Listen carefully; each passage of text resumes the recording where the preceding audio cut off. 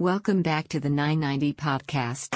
All right, guys, welcome back to the 990 podcast. I'm Ray. And I am Jay. Hey, guys, if you guys been listening to our podcast, super appreciative.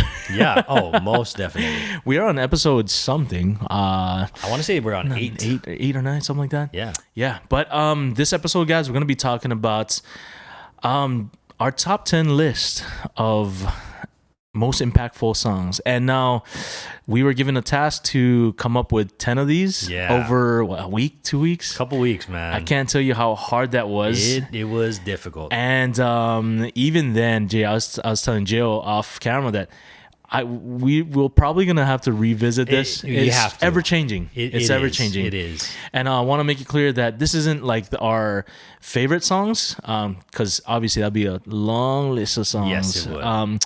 But these are the top 10 songs that have been impactful in our lives so far. Yes. So far. Let's jump right in as I pull out my notes. Yeah, man. But Jay, should I start this off or? Yeah. Let's do it. Let's do it. Okay. We are opening up. No, guys, we use Notion. Not sponsored, but great little app. Okay. Song number 1 for me, bro, is gonna be. Man, where do I start this? I wish we could just insert the music right here, like do a little clip, but we know might that's get flagged. Yeah. So you guys are gonna have to do a little research if it sounds interesting to you guys. There you go. But all right, so number 1 for me, On and On. That's the title. Okay. The artist is Number One Gun, and when did this come out? This came out probably in like 2006 or something like that. I didn't look it up, this particular one. But this song, Jill, was an important one in my timeline because this was my MySpace song that previewed on the page, bro. Yo, On and On. Number One Gun. Number One Gun. There. Emo rock, yeah. Got you, okay. Yeah, out of Chula Vista, I believe. Okay. Yeah, man, this song was the song that I asked my friend to create the HTML.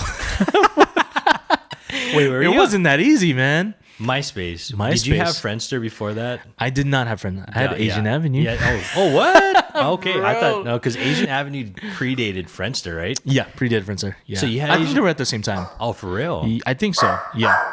But Friendster just kind of, Friendster just kind of blew up, right? Got it. Into yeah. But Number One Gun. That was my friend asked me, "Oh, what song do you want?" And I told her this is the one. He paired it with that song in the top 8. It's how the page felt. Yo, those were the days. So this is kind of impactful because this was the core memory for me in MySpace days. Did you like the band as a whole, or was it just this song that you really resonated with? No, they had some good songs, but it wasn't like a band that I loved. Okay, but it was a really good song. Got you. I'm gonna have to look this up. I've never heard of this before. Oh yeah, they're kind of small town, I guess. Okay. But sounds like a Vans Warped Tour type of band. Yes. Gotcha. Bit. Okay, but yeah, that's my first one, bro. Okay, nice. Yeah. Sorry for the dogs barking. Is that Pharaoh? Not a fan of the Hot Topic soundtrack here. So yeah, she's more of a gangster rap girl. Hey. All right, so for me, More Than Words, Extreme. Oh, okay. Yeah, 1991. So as a musician, I know you know this song. Yeah, I do. Yeah. There's just something about it, right?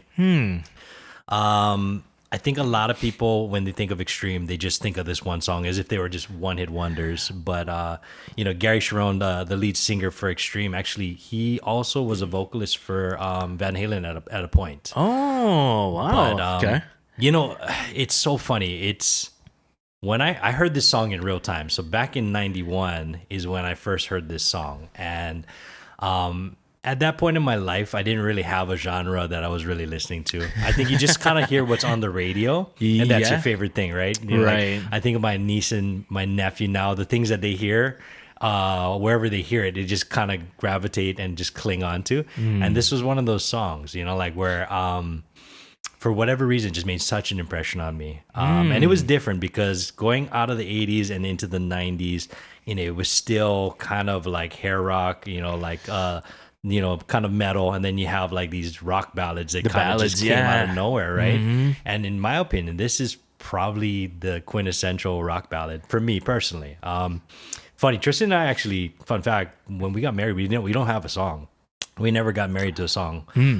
We just didn't do the traditional route, so we don't have a song. And I think this is one of those that I would have rallied for. Hey, And I'm sure she would have opposed to greatly. But you know, when I think about like good music, I think about like it usually tied to some type of memory. Sure. Yeah. So when I think about back in 91, what I was doing, you know, I was about 12 years old. Shoot, you know, 11, 12 years old. Yeah. And I remember at that time I was really heavy into collecting comic books. Yeah. Really, really heavy. You ever heard of Jellies?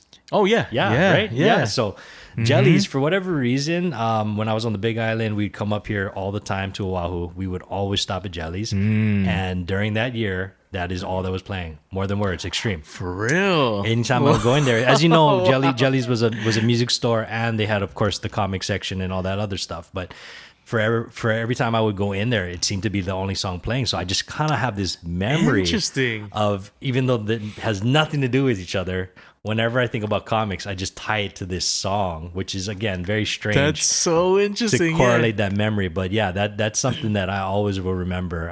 Jellies, 91, More Than Words, Extreme. That's crazy.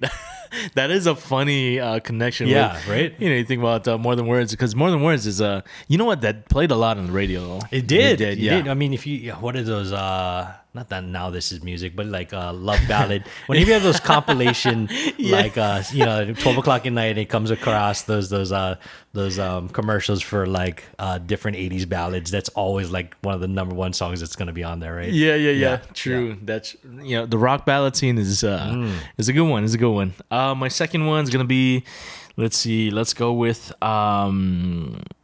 How He Loves Us, and this is a worship song. Okay, there's gonna be a few here because that's just it's impactful. Been impactful. Okay, it came out in 2012 by this band, this gentleman called David Crowder. Okay, and it's the David Crowder band. They're kind of mainstream in the Christian world. Sounds familiar. You may have heard something from them. But at this time, the church scene was kind of like popping. It's kind of at its height. Okay. But the reason why this was impactful is because there's a lyric there that says, I don't have time to maintain my regrets when I think about the way he loves. Okay. And so that just resonated with me because, you know, growing up as a Christian, my personal experience was that, you know, you want to live up to these standards, yes, but that's not what the gospel says. Gotcha. And this title, the lyrics here is saying, you know, I don't have time for that because I'm just looking to you and how you love me. And that was just so, that was so crazy at that time. And because it kind of pivoted, I kind of changed the way of how I viewed the gospel. And that was kind of, that was a pivotal moment in my understanding of faith. Yeah. So what type of music was it? It was more like rock? It was a slow worship song. Yeah. Gotcha. But just heads up, there'll be probably a bit more of those. I'll mix it up. I don't want to put it all in one. All good. Have you... Sidebar. You ever watch The Righteous Gemstones? Have we talked about this? No. Oh my god. Okay. Yo, okay, wait. Every time you ask me, have I watched this? Just assume I did. Yeah. Okay. Gotcha. Fair assumption here. And I only bring that up. It's on HBO. Mm-hmm. It's about a family that owns one of those super churches, and it's just kind of the dynamics of. It's the struggle of faith versus, you know, like traditions, and you know, like just kind of living within sin, and it's a comedy, and I often wonder, I think it's hilarious. I often wonder if people that are you know, really devout would be offended by it, or if they could see the comedy, you know, the satire and the irony in a lot of it. I'm curious if you ever watch it. It's super vulgar. Don't watch that in front of your kids. But it's hilarious. It's Danny McBride. And side note, like there's a lot of music in there. Music plays a huge part in the show. So that's kind of when I think of like it would be hilarious if this song came up on there, bro. Yeah. Well, you know that, but just again the idea. What's really interesting with gospel music too is I think sometimes, like, for lack of better terms, Christian rock sometimes gets a bad rap because you know, like, it's terrible. You know, like you know, like just people think like it's just too heavy-handed maybe. It's not good. Yeah, You know, there was a time Right.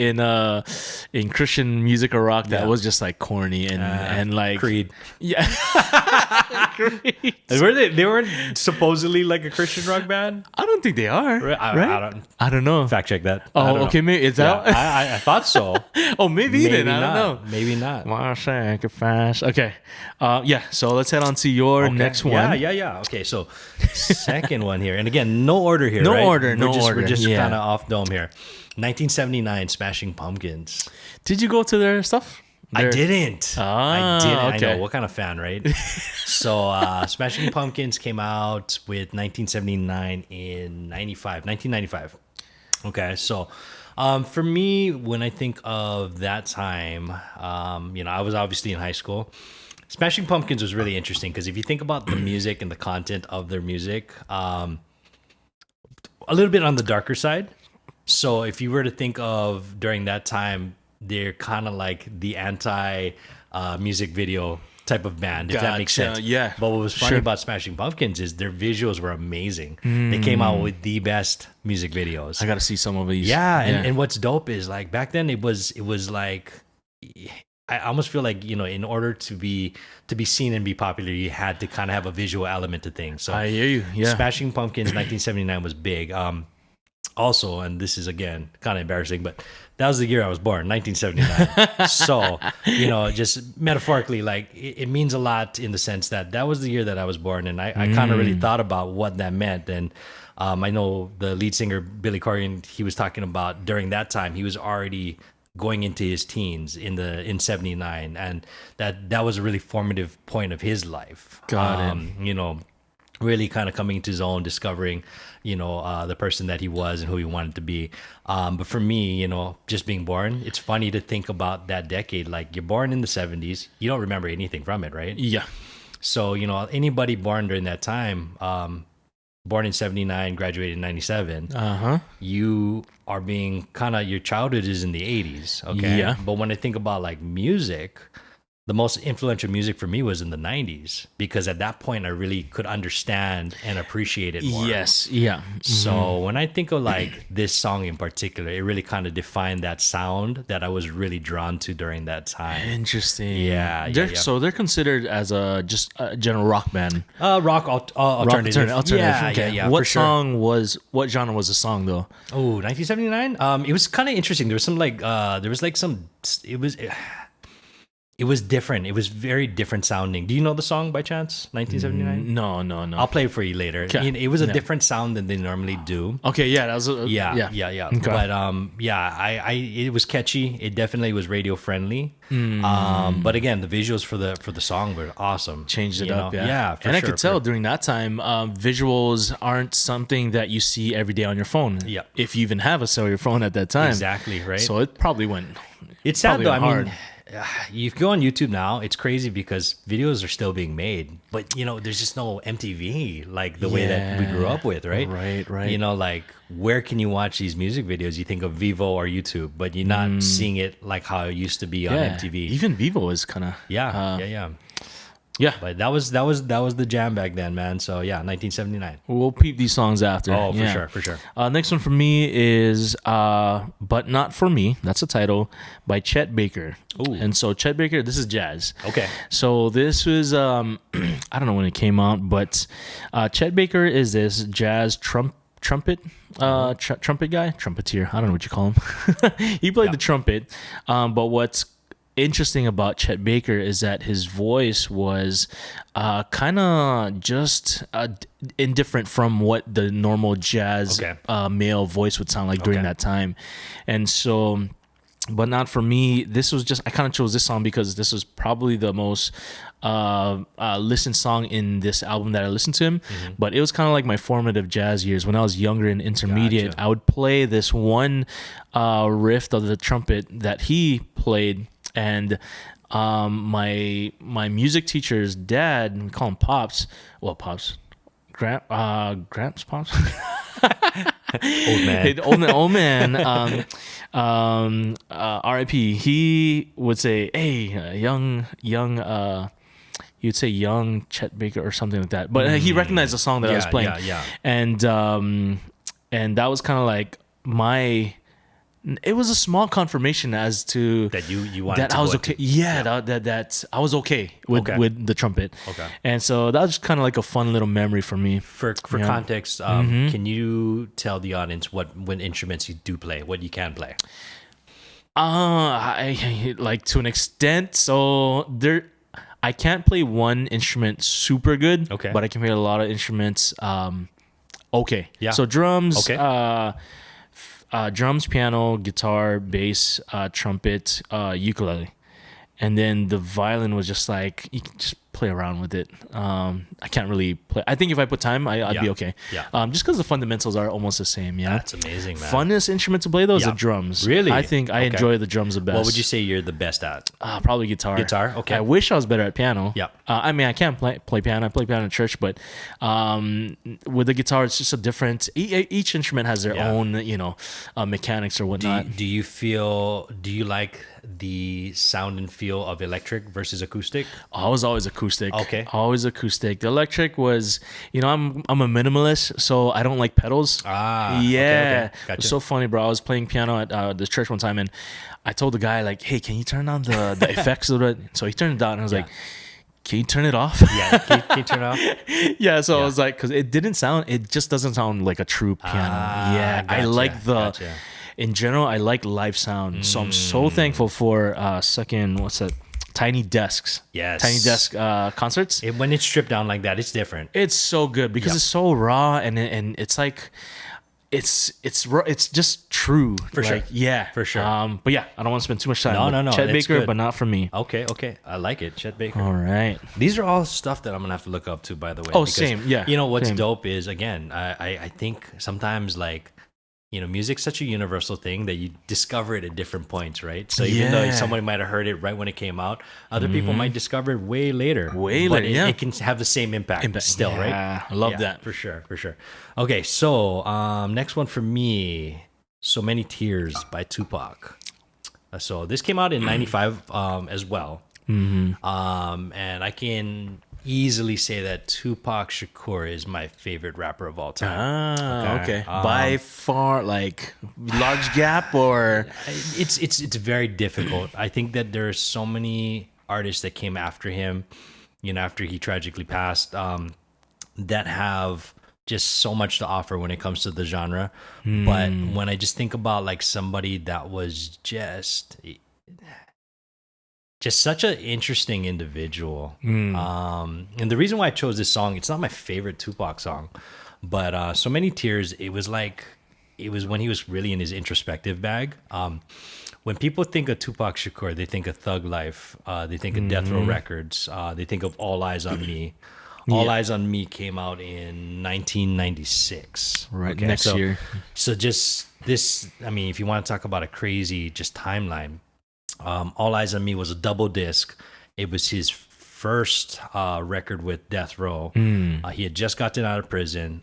Basically, got wrapped up in the whole East Coast West Coast beef. A lot of people don't realize that, like, Tupac wasn't that guy before Death Row, if that makes sense. Okay. And I'm not saying he was, playing charade, it wasn't that he was playing a character, but that was just one facet of him. Gotcha. He was just such a more fascinating, intelligent person. And the album that this song was on was called Me Against the World. A lot of people remember the Bad Boys soundtrack that was on it. And then during that time, again, Tupac was really just kind of talking more about just political, socioeconomic struggles.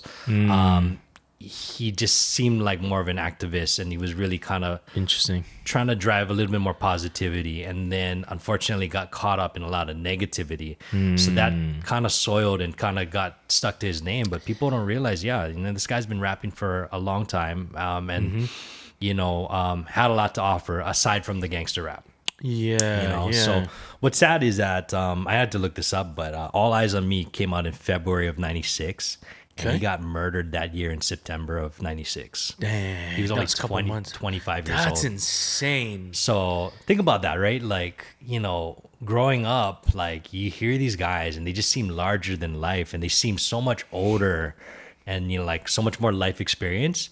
And now I think about it, I'm like, that guy was just a kid, dude. Yeah. You know, like how much more did he have to offer the world if his life wasn't cut short like that? I often wonder because, you know, I'll be honest. I mean, he got caught up in so much bullshit like towards the end of his life that what if he were able to turn things around? You know, like where would he be now? Would he still be rapping? Would he be like a Jay-Z, you know, like where people just kind of look at him as an elder statesman, you know, somebody where they could really look up to for inspiration? Or would he have just gone down a, you know, an inevitable path that he was going down anyway at that moment? So that's something that always stuck with me.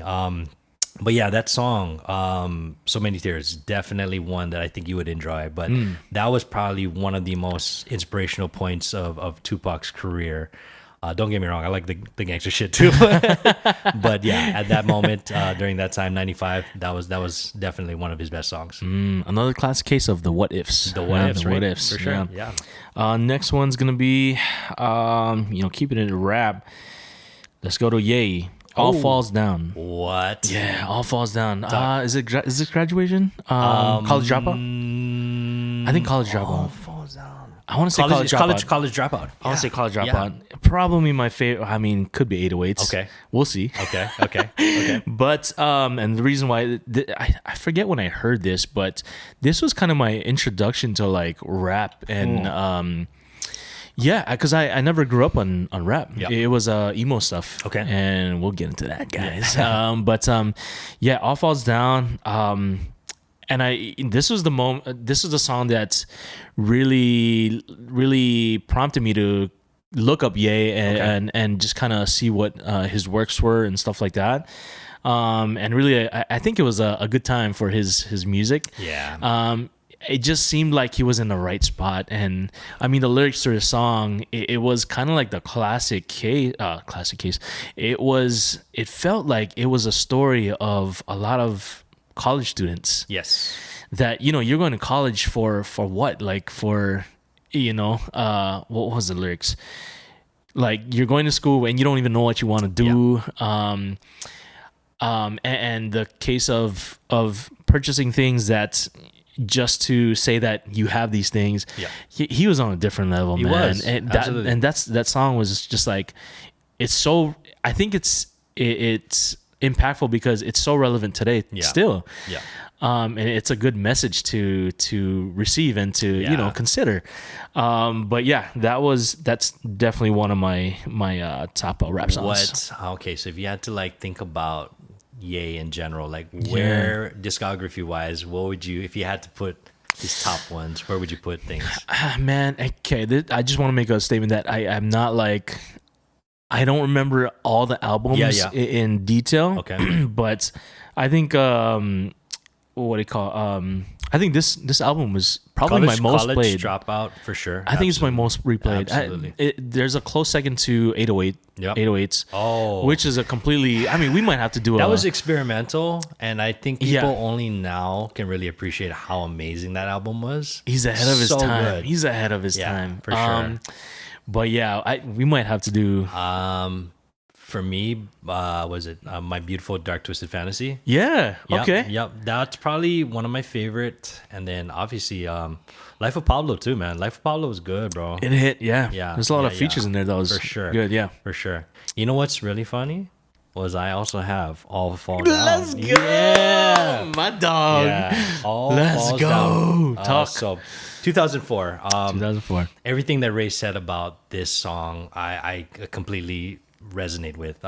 You know, for me, it's hard, right? So like you see the transformation that Ye has gone through the years, and people can say anybody that's been around for a long time, like look at Madonna, you know, like you just have different identities as you pass through different phases in your life. I hope he finds himself. I know there's a lot of criticism for a lot of things that he's said and done as of late. And truthfully, you know, I think it's one of those situations where can you separate the artist from the art? And, you know, what I think is interesting, and we talked about this in the previous episode, was, you know, just talking about mental health struggles, right? And from what I see, I do think there are times where, you know, it's almost a cry for help.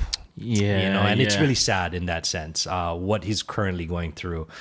Seems like he's kind of leveling off, but, you know, also it's just interesting, like Kanye is just one of those contradictory figures where like, like he'll say something and do something else. He believes something, but like sometimes his actions don't align with what he believes in. And I think, it's a very human existence that he has. But yeah, man, funny story about this song. Did you ever, I don't know if you saw the video. I don't know if you were too young for the video or if you remember the video. I may have looked it up sometime. Yeah, okay, so the video has Stacey Dash in it. You probably not going to remember this name. Stacey Dash was that girl back then.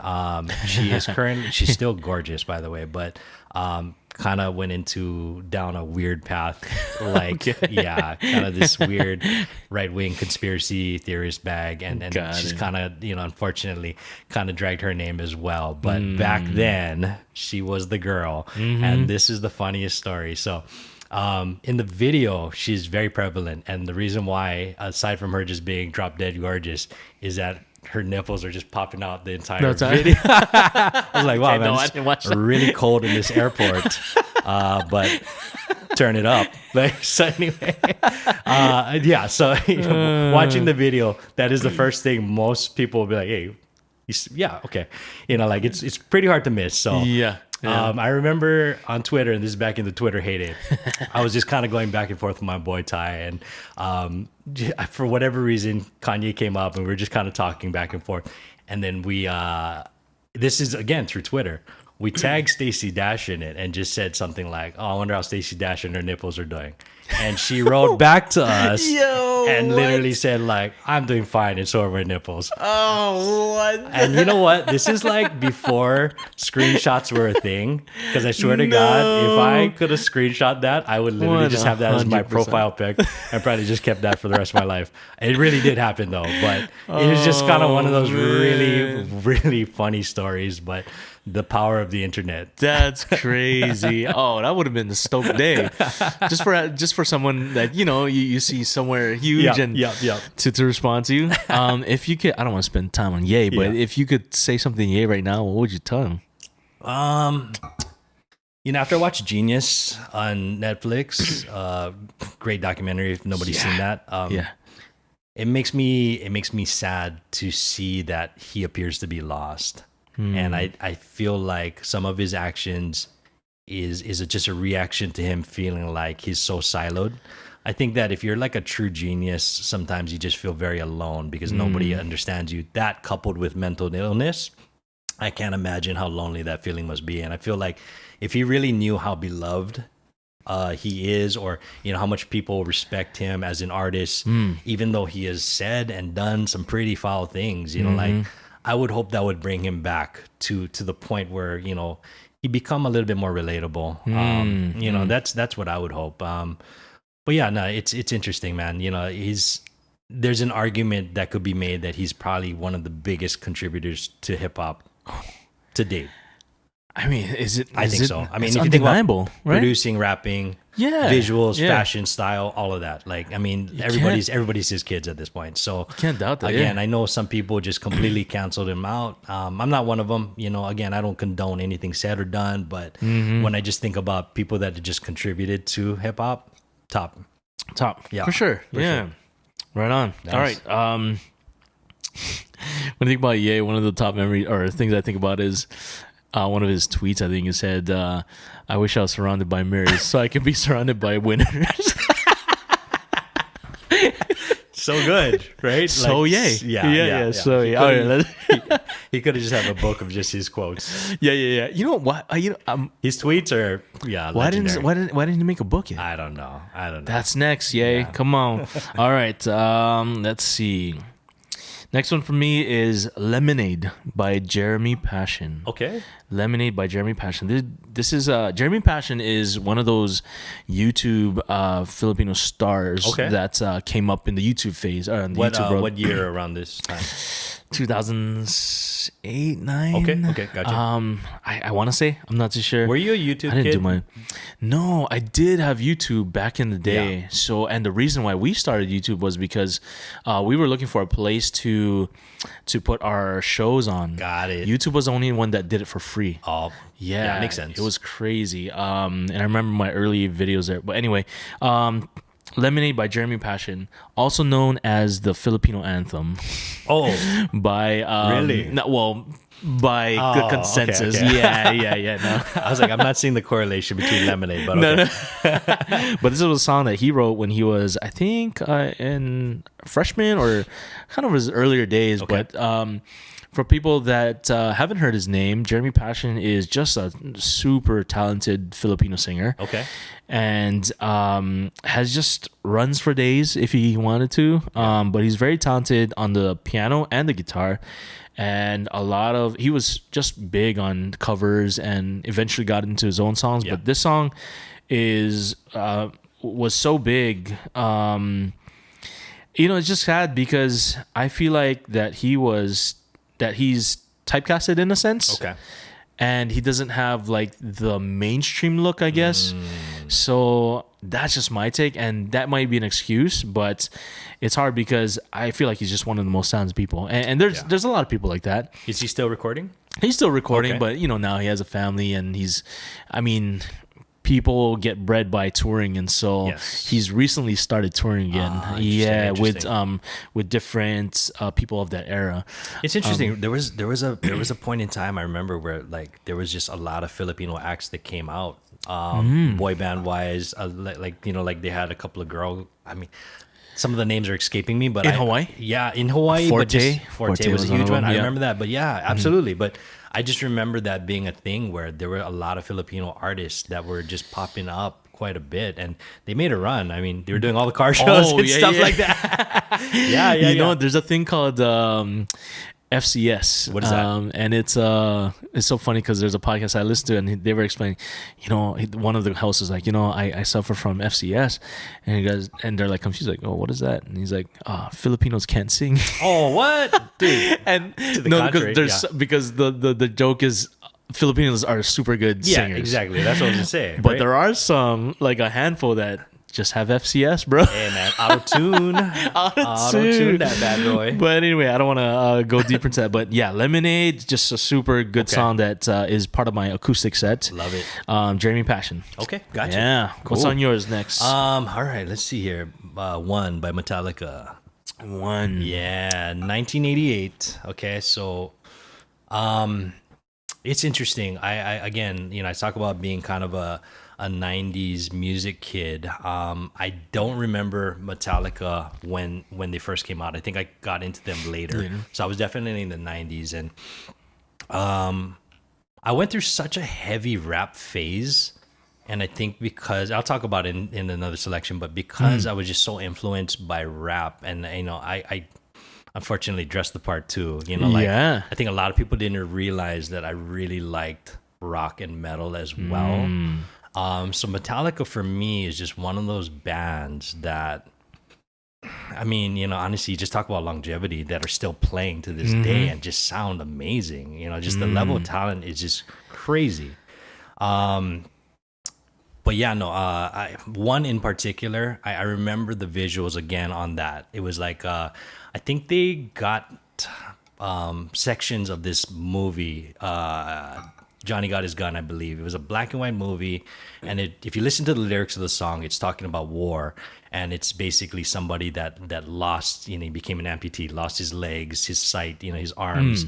And it was just kind of just talking about the horrors of war. That's just what the content of the song was, but it was just such a heavy hitting song. One.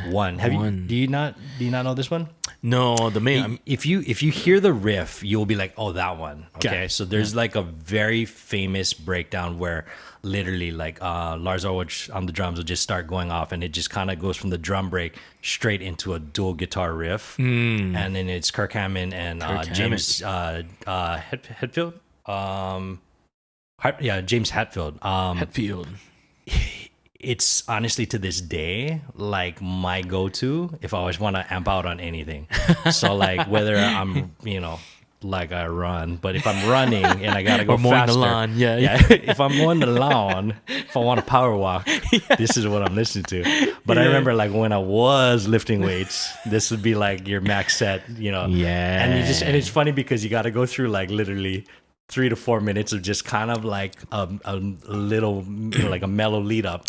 Then once that drum kick, it's on. It's on, and then it just goes, and from there, like you can do anything. You can move mountains, man. Like honestly, I'm gonna play it for you after this, and we're gonna go break something, start throwing chairs around.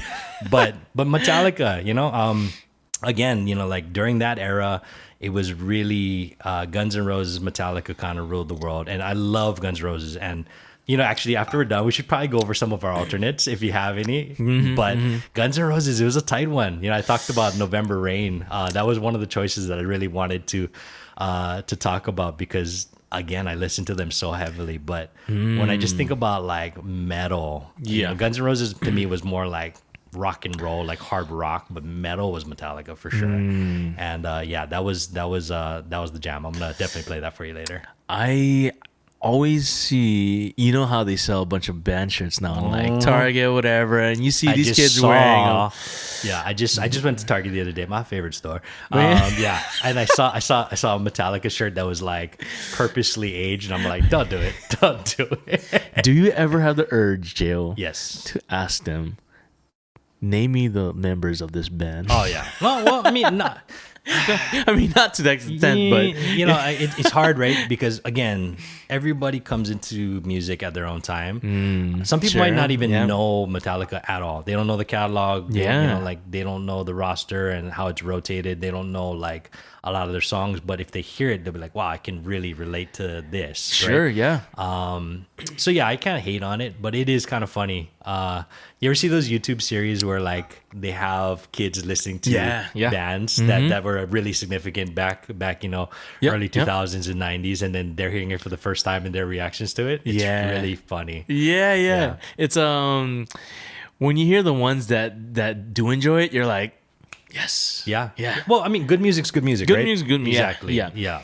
But yeah, about the shirt thing, I'm like, I could never wear a shirt that I have no info on. Have you've never worn any type of shirt where you're like, I don't know what this means? Not the ones that they sell. Like, if I don't know any of them, I would never wear that. Because you're afraid to get called out. Oh yeah. And plus, I don't listen to it. I wouldn't. Yes. You're like, no, I just like the design. Yeah. Because there's some videos on TikTok or IG or they when it first came out, like they were like, hey, name me like 2 songs from the freaking Thrasher shirt. Are you skate? Yo, so remember we talking about the SB? There were some SB dunks that I think was a Truist or some skate shop was selling. No, you got to kickflip to get them. You got to kickflip to get them. Yep. I'm like, I think that's a good. Yeah, man. That's a good. I wouldn't have gotten them, but but yeah.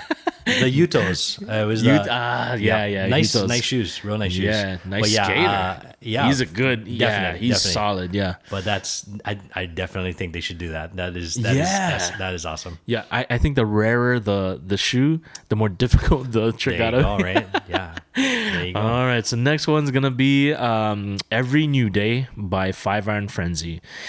Came out in 1997, and this is a ska band, Joe, a Christian ska band. Okay. And this song is impactful because this was a time when I was about maybe 8 or 9. I grew up looking up to the ska band that my pastor and his boys created. Okay, they're called Skanabata. What, bro? It was early 2000s. Dude, that's such a great name. Though. Yeah, it was so good. Their song Skanabata. I gotta ask them how they got that name. Probably someone from Hanabata. Yeah, Garrett, that's pretty good, bro. So just rascals of church kids or whatever. He dyed his hair blonde, long hair. Bro, all the older people were like, "Yo, that's not good. That's the devil, whatever." Bro, but they had different view of what the gospel was. Yeah. And so, every new day, the reason why it's impactful is because it was during those ska days. Got you. And I remember there was a venue called X Factory in Kalihi. It was just this house. I've heard of this place. It was this house, just a garage. Just shows every, maybe once a month. Yep. But they would bring like punk bands. They'd bring in ska bands. I remember going out there. They'd sell like hot dogs. It was just a good time, bro. That's awesome. It was a good time. You just pack the boys in the van, head down there. I just remember being like 9 and in the mosh pit and just going around. It was so fun. But this song... Reese Roper, who is just like a really fantastic songwriter. There's the lyrics. I think what resonates with me is the lyrics, and it goes. Let me just read it off real quick. This is like the bridge to the last part. Okay. Man versus himself, man versus machine, man versus the world, mankind versus me. The struggles go on. The wisdom I lack, the burdens keep piling up on my back. So hard to breathe, to take the next step. The mountain is high, I wait in the depths. Yearning for grace and hoping for peace. Hoping for peace, dear God, increase. Healing hands of God, have mercy on our unclean souls once again. Jesus Christ, light of the world, burning bright within our hearts forever. Freedom means love without condition, without a beginning or an end. Here's my heart, let it be forever yours. Only you can make every new day seem so new. And so the reason why, fun fact, if I haven't listened to the song in months or years, right, I always cry when I hear this portion of the song. It's just so heavy, like heavily ingrained in my memory. And yeah, man, this song is just that line, freedom means love without condition. It's just, I felt that throughout my time in my faith and in my church from a lot of people. And I'm so thankful for the place that I was in, because there's a lot of wrong and false representation of who God is. Okay. At least from my understanding from others, I felt this line over and over again throughout my life, and it's just always been, it's always been a part of me. And when I hear this, I'm just like, man, I wish people would represent him better, Gotcha. or represent that love better or whatnot. Do you feel like, and I think music actually played a huge part of that, where you had people that were devout, but also were almost part of like this subculture and subset when it came to like certain types of music. Do you feel like that kind of forced the church to kind of open, like not just awareness, but also just be more open in general of like, hey, this is what's relevant, this is what kids are into, these are not bad people, they might look different, they might have piercings and tattoos, but like they still have the same values, maybe, right? I that's spot on. I think if they didn't, they were left behind. Got you. I always think about the times when we would get scolded for trying new things. Yeah. And I was grateful that there were pastors and the older people that were open to it. Bro, we would have screamo concerts in the sanctuary. And to them, and you can understand why to them that would be like, for sure, kind of like, for sure, like, what in the world why are you guys here? Like, why are you guys doing this? Why are you screaming or whatever? Right. But again, there's just a disconnect of what's, this culture's way of, reaching out to people, and they're reaching out is just two completely different ways.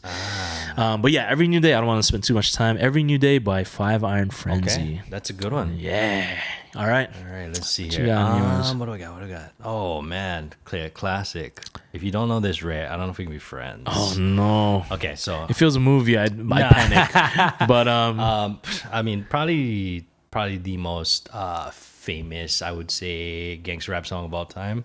Nothing But a G Thing. Yeah, okay. Dr. Dre. Yeah. 1992, man. This was when he just started rapping, right? No. So Dre's been around. I mean, like, because he was mostly producer, right? Producer, but he was rapping with NWA okay. as well, right? So a lot of people know that Dre was part of NWA, but when he did his solo career, that's when. Yes. Okay. So yeah. The Chronic was his first solo album, and it can be argued that it could be looked upon as one of the most important hip hop albums of all time. And, obviously maybe not because, honestly, I loved every song from start to finish, but I think more so because at that time it was just kind of, there was a changing of the guard. I feel like at this point, East Coast music, East Coast hip hop was still very prevalent. Like obviously hip hop was born in New York and on the East Coast, but the West Coast was doing their own thing. And I feel like at this moment in the early 90s,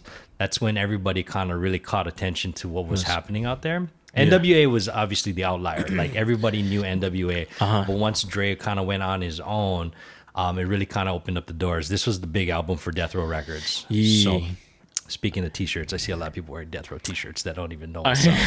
Well, I was gonna say, when you talk about t-shirts, this was probably one of the more memorable album covers. Oh, for sure. And I was thinking, like, this is probably why there's a bunch of marijuana signs that followed through. Yeah, man. And I was like, that's probably one of the most memorable. Absolutely. album covers. Yeah. I wasn't even smoking weed at the time. And I just remember like wearing all kinds of marijuana leaves everywhere. My parents were just like, all right, weirdo. But yeah, man. So Dre solo album, Chronic, super important. This song in particular was his second song with Snoop. And everybody knows how that story goes, right? So first song together was on the Deep Cover soundtrack, and the song was called Deep Cover. First time anybody had ever heard Snoop, and that was just, you know, everybody sees Snoop now, and they'll see him doing commercials with Martha Stewart, and they just think like, oh, that's a nice guy, but they forget. This guy was just the biggest Crip gangster ever back in the day, you know? Like this guy was the guy. And not only was he just incredibly talented, but he was just so believable. Like everything he did and said, like it was just from straight experience, you know? Like this guy, it can be argued that Dre was a part of all of this, but Dre was never really the gangster. You know, like Dre was the producer. He kind of was surrounded in that element, grew up in a rough area, but you know, like I think he just was always kind of the mastermind, if that makes sense. He was just the musical genius and just kind of had all this stuff going around him. But a lot of people that he aligned with at that time were just straight up gangsters, you know, Snoop being one of them. And I'm glad that, you know, it's crazy to think like Snoop just made it out and is now doing Doritos commercials, and, you know, but like back then, I mean, you know, who would have known what would have happened with this guy? But you know, he took him under his wing, and the reason why Dre is just so important to just music in general is you think about how many careers he launched, right? So I mean, obviously Snoop, but also Eminem, 50 Cent, The Game, Kendrick Lamar, you know,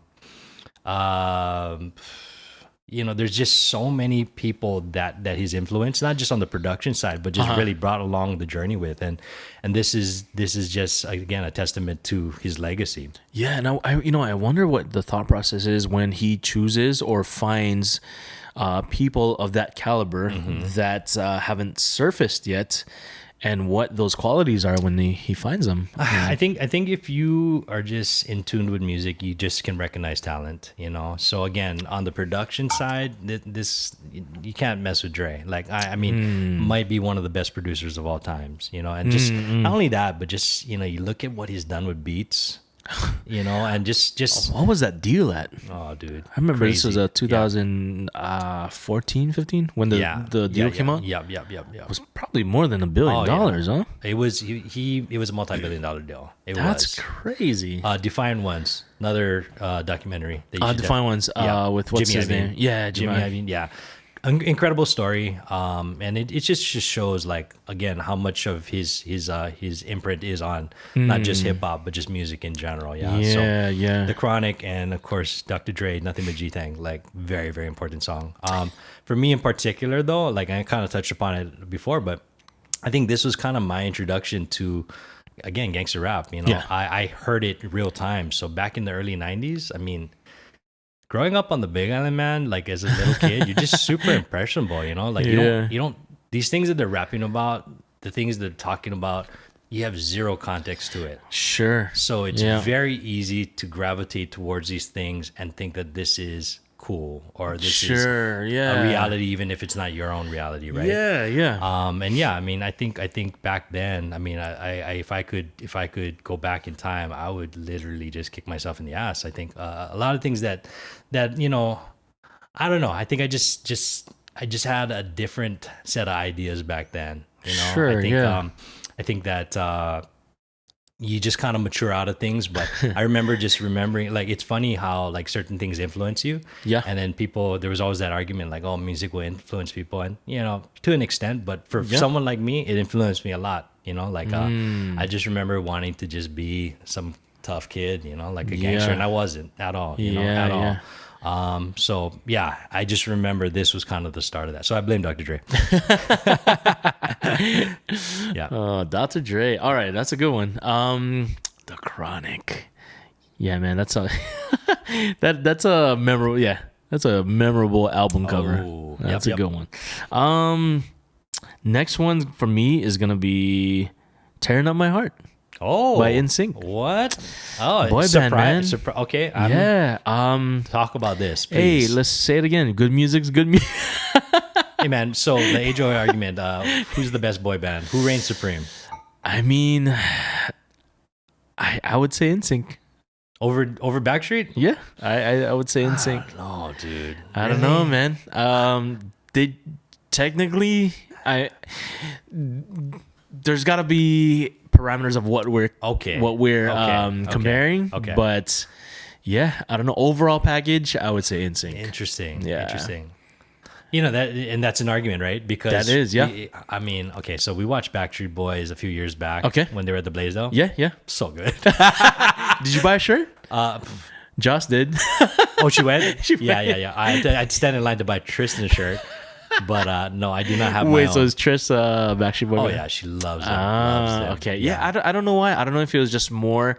They had more screen time in front of me. So, but looking it was at one or the other though. It was one or the other. It was never 98 Degrees. Yeah. Although I love their songs, I think a little bit more. Yeah. Whoever the songwriting was. But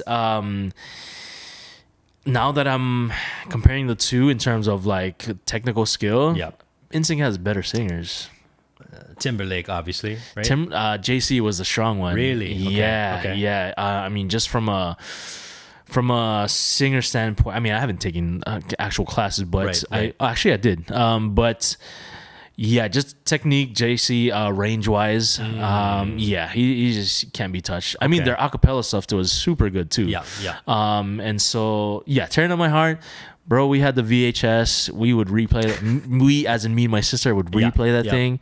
The VHS kind of covered their like a North American tour. Okay. And they record like the backstage stuff. They record the fans. Yeah. It was nuts, bro. At that time, girls going crazy. Pandemonium. Them in their like baggy Jinko jeans and blonde hair.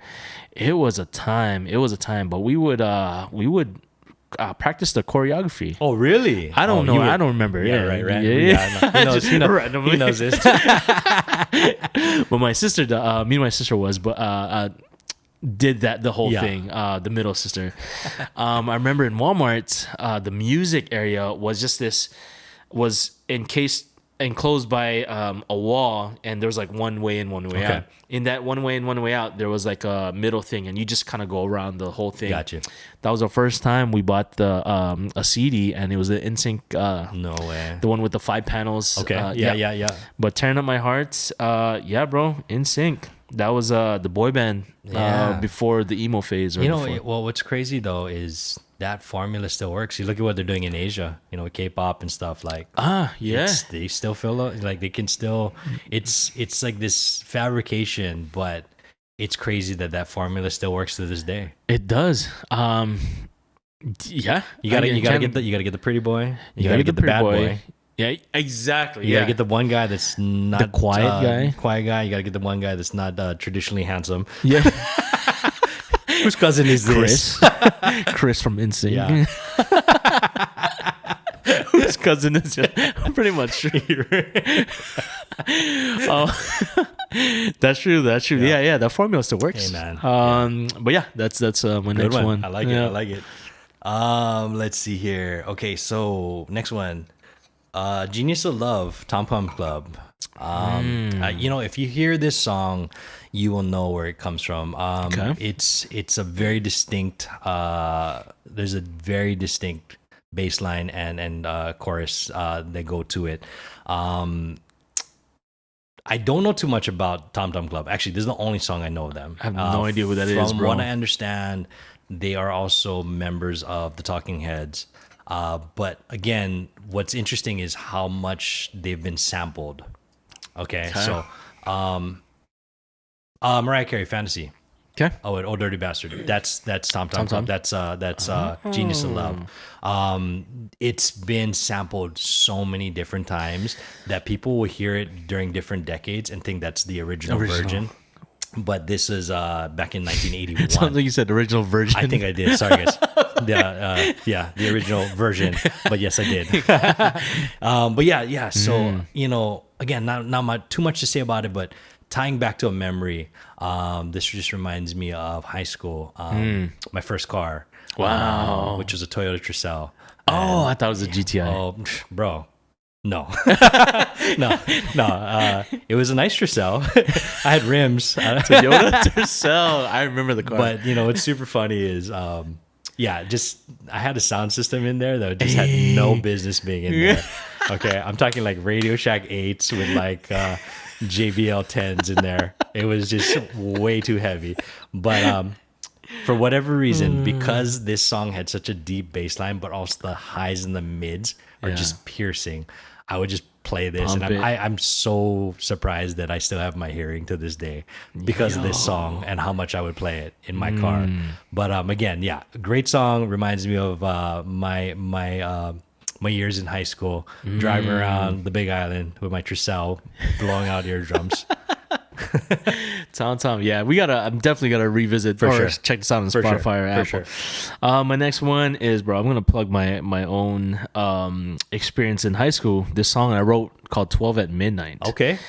The reason why it was so impactful was because this was kind of another confirmation, like, oh, people do like my stuff. And the reason why I found out was because I don't know how it got out, bro, but I recorded it. I was a freshman.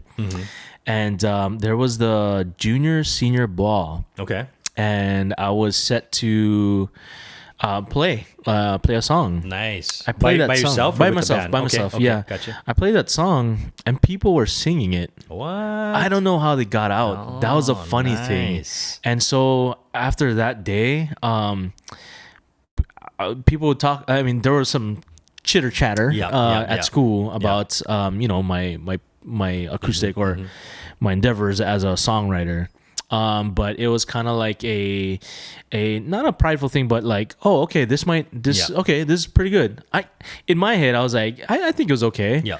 But it was confirmed by other people. Dope. But it was so hyped up, bro. Like people went to the front. I was like, how did you guys even know this song? Like, how did it get out? Were you playing guitar as well? I was playing guitar, yeah, but I didn't know how it got out. Yeah.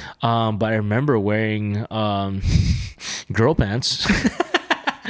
The army hat where it's like kind of squared off. Yes. Yeah. And one of those baseball tees with a different color and a colored collar. Raglan, yep. Yeah, bro, I remember these details. But that was a time in my life where it was like, yo, I'm emo. I got this. You had the studded belt too, right? Oh yeah, I got multiple. Standard. Yeah, you can't call yourself an emo if for you don't sure. have You had Vans on too, right? Oh yeah. Yeah. I was like, I had to think. I had multiple. Yeah, bro. Yeah. Oh man, you know how it goes. So would this be considered an emo song? Oh yeah, it was. It was a time that my first girlfriend. I just realized they might be listening to that. COE content over everything. Sorry, things just didn't go the way that I thought it was gonna go. And so this was someone. She knows. So this is where we plug in the music because we got licensing. we got licensing. But this was okay. Nice, man. It was I'm gonna have to hear this. I'm gonna have to hear this. Yo, you probably don't want it. Yeah, the voice was no. Yeah, it was memorable to me, but probably not for others. Okay, well. Yep. We'll see. We'll see.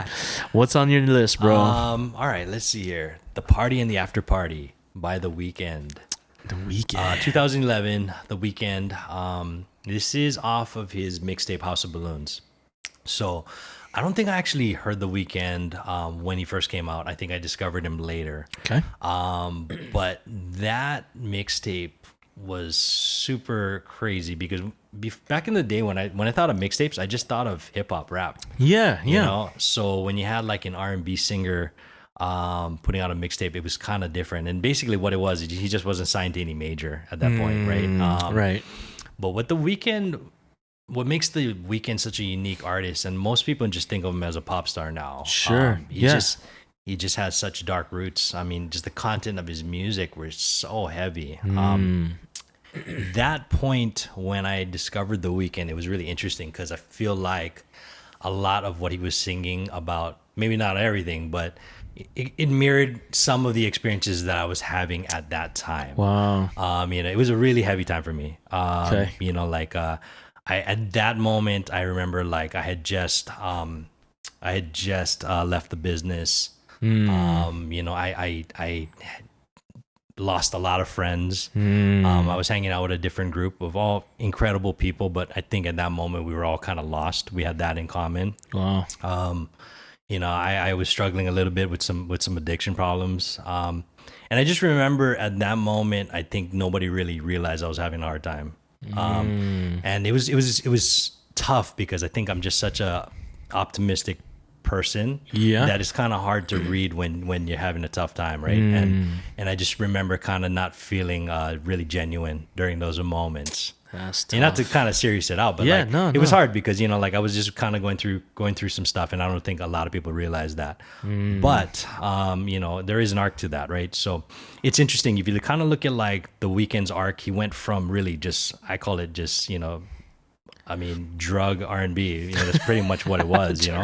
All of his music was just basically sex, drugs, rock and roll, and it was interesting for that because it was coming through as R&B, right? But he kind of just blew up as an artist, and now if you look at just what he sings, it's so much different than what he used to do.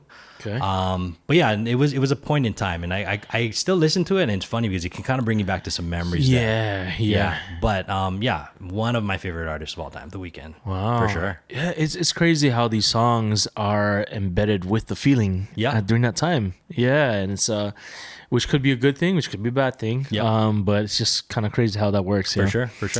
Right. Let's see. The next one. We got about two more each, Jail. Yep.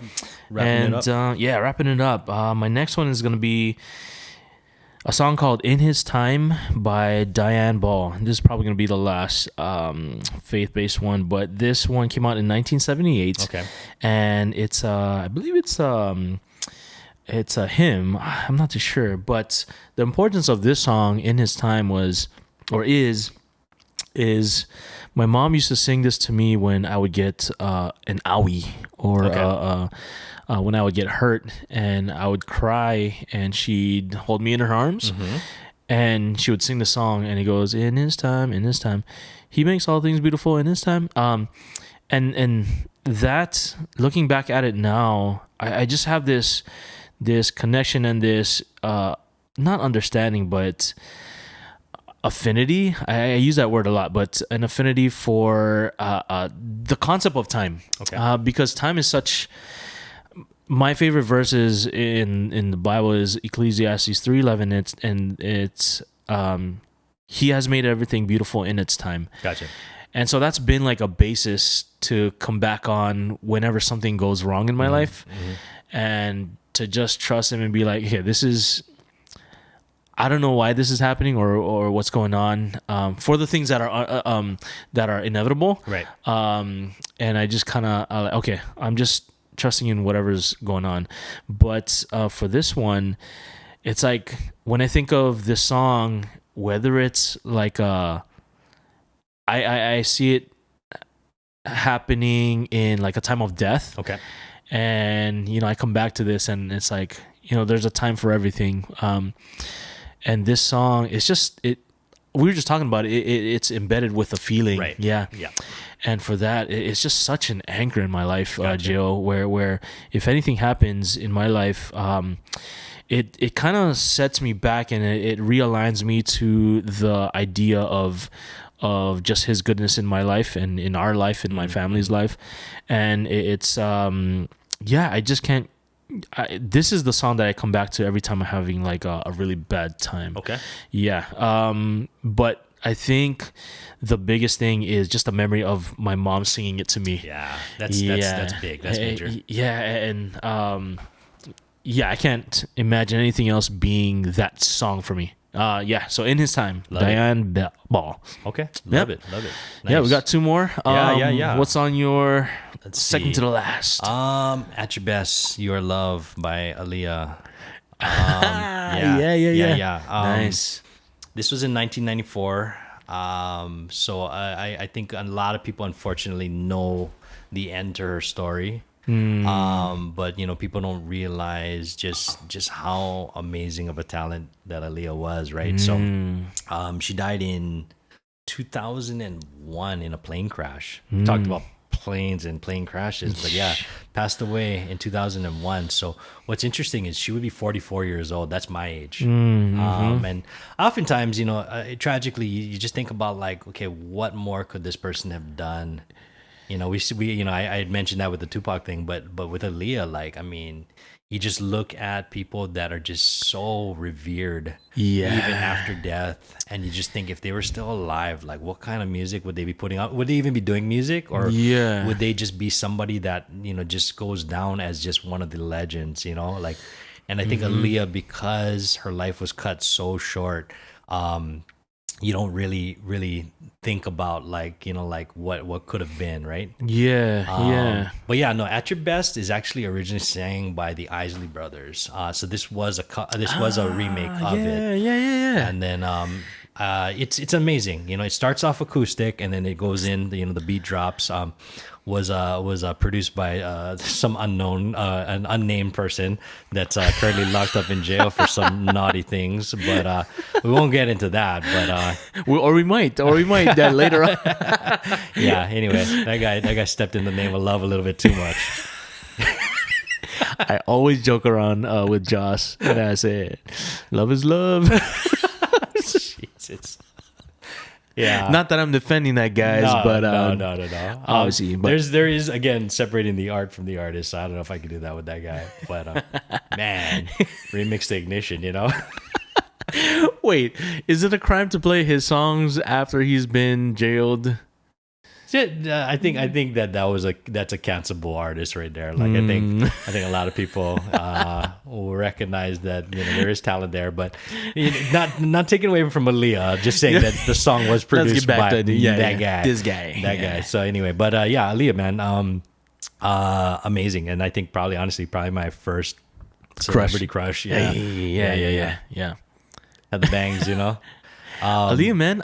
J. Cole talks about the certain. There's always names that rappers drop. Yep. Aaliyah was one of them. Oh yeah, for sure. I think Nia Long too. Oh yeah, was, absolutely. But yeah, beautiful song, beautiful voice. Yeah, and definitely cut too short. But again, one of those where I always remember it, and one of my favorite songs of all time. At Your Best. There you go. I was just listening to Aaliyah the other day. Man, what this song? Rock the Boat. No, it was something AJ Without nothing, You. AJ nothing but a number. You dirty guy. Not that song, but let's move on. Okay. Because I forget the song. It can't be done. Oh, there was another one. Anyway, last one. All right, last one for the day. It's been a good hour. We're gonna close it up, and this one. I got one more after this. Oh no, yeah. We're gonna close it. Yeah. I got you, dog. My last one is gonna be Hands Down. Oh, by Dashboard Confessional. Preach. Man, Dashboard is probably the most listened to artist during that time for me. Okay.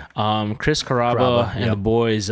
He's just man. He's at that time. He was the first one that stood out because of his unapologetic yelling and singing, yelling in a way where it's artistically in his songs.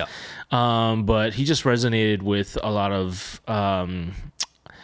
I resonated with a lot of his songs because I don't know, that was just a style that I really was attracted to. I'm not too sure why, but for him, Hands Down was probably it was a good radio friendly song that was also for the people that liked him prior to him being, and it was a good mix, a good balance between that two.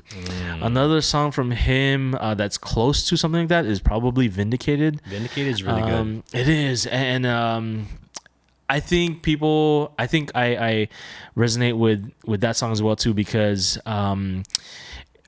it was still Chris, Yep. but it was a little bit more.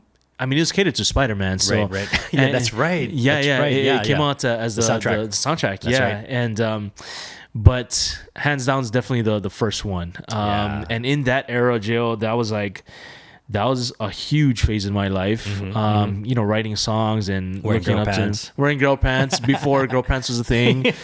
But yeah, Chris, I remember purchasing. Well, not me, my dad buying a CD for me when I was younger, and it was a MTV special. Oh, okay. Of an acoustic set. Yep. And yeah, just replaying that whole thing. It was the video of that, and also the MP3s or the CDs. Yeah. But hands down, man, I don't know how many times I listened to that song. I think the first time I heard Dashboard was Screaming Infidelities. Yeah. And then That probably hits too. Yeah. And then one of my favorites, I think Stolen is one of my favorite songs. Oh, really? Yeah, I like Stolen. Yeah. Is that from the second? He had multiple albums. Stolen. It's in his later years though. Yep. Yeah. But hands down, for the older albums, the Bitter Pill was another one. I don't want to go deep, but hands down was definitely hands down the favorite one. Wow. Was he the Top Gun? Yeah.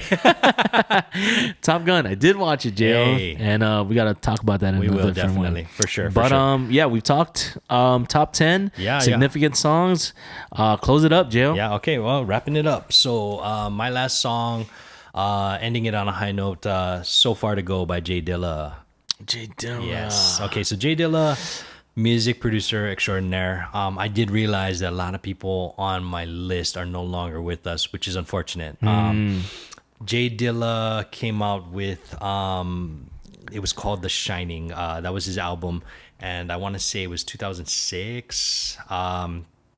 This song, and again, don't have a lot to say about it other than, to me, this is what I would consider a perfect hip hop song. And what I say by that is, when you think about like just good music in general, but just in particular hip hop music, I mean, the beat was just produced immaculately, which is what he put together, right? So it was a compilation album, but this song in particular, there was just a loop in there that's just so catchy. And I know if you heard it, you probably will recognize it. Okay. But vocals, Common was the rapper on the track, but also D'Angelo sang the hooks. So you got just it's just a perfect trifecta between the three of them. So again, you know, there's some people that are just huge Jay Dilla fans, and he's phenomenal. There's a Dilla Day that celebrates him to this day. Yeah, they call it that, and it's because he's produced so much amazing music. But for me, this being probably the one song that defines him for me personally. But yeah, in my opinion, probably just one of the perfect hip hop songs of all time. Most complete song. Most complete. You got it. I seen a clip asking who is your favorite producer. A lot of people said Jay Dilla, in that one video. Yep. Yeah. Did you see Flea from Red Hot Chili Peppers? Yeah. Huge hip hop head. Really? Yeah, he said Dilla was his favorite hip hop producer, which is cool because, you know, again, like when people subvert expectations, like you think about musicians and they play a certain type of music, nobody really knows what type of music they like themselves, and it's so diverse. Crazy to see. It's always a surprise, and I think that's what is so amazing about the power of music. Like, you can't just take it at face value. You know? And people draw influences from so many different genres as well. Yeah, there was speaking of that, I think Dave Grohl was talking to Pharrell. Yeah, you see now, yep, and how his influences were just like a small beat from the Gap Band. The Gap Band. Yeah, I think it was Gap Band. That. And Pharrell was just like blown away. Yeah, crazy, right? It's crazy. Yeah. But man, I hope you guys enjoy this top 10 most impactful songs. Hey, this is the longest episode, but I knew that this was gonna run long. Yeah, because we just Again, Ray and I, we love music. Music, man. yeah, music's such a huge part, and I think that's resonates with a lot of people. Oh, definitely. And maybe as you're listening to this, maybe think about your top 10 or top 5 that's most impactful in your life, and dude, let us know. Let us know. Yeah, for sure. We're gonna close this one up, but guys, again, we're so appreciative of you guys staying till the end. If you made it this far, yo, shouts out to you. We're appreciative of that. Yeah, for sure. So till next time, Joe, thank you, sir. Thank you. Thanks, guys. Peace.